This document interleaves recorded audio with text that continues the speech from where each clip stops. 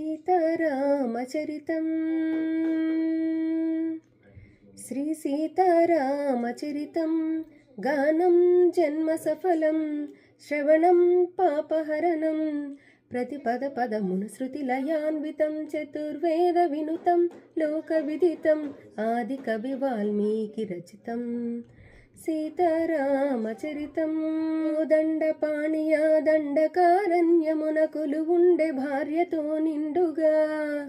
కోదండపాణియా దండకారణ్యమున కొలువుండే భార్యతో నిండుగా అండదండగ తమ్ముడుండగా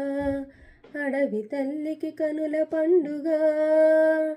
సుందర రాముని మోహించే రావణ సోదరి శూర్పణఖ సుద్దులు తెలిపి పొమ్మనిన హద్దులు మీరి పైపడగా తప్పనిసరి లక్ష్మణుడే ముక్కు చెవులను కోసే అన్నా చూడని అక్కసు కక్కుతూ రావణు చేరెను రక్కసి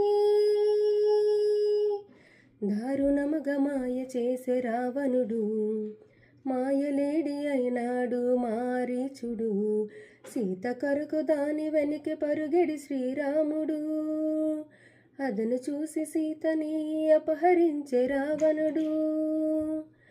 కడలి నడుమలంకలోన కలికి సీత నుంచే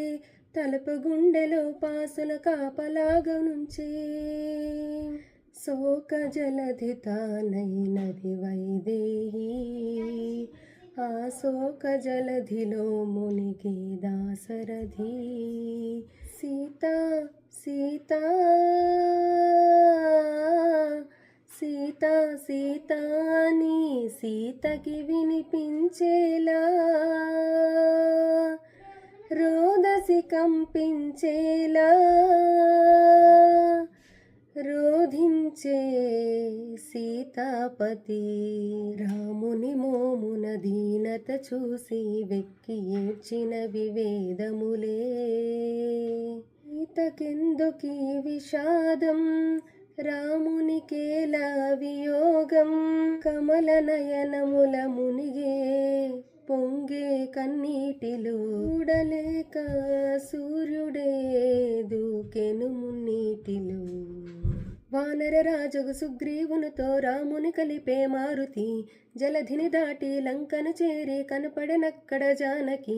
రాముని ఉంగరమమ్మకు ఇచ్చి రాముని మాటల ఓదార్చి లంకను కాల్చి వైనము వచ్చి సీత శిరోమణి రామునికిచ్చి చూసినదంతా చేసినదంతా తెలిపి పూసగుచ్చి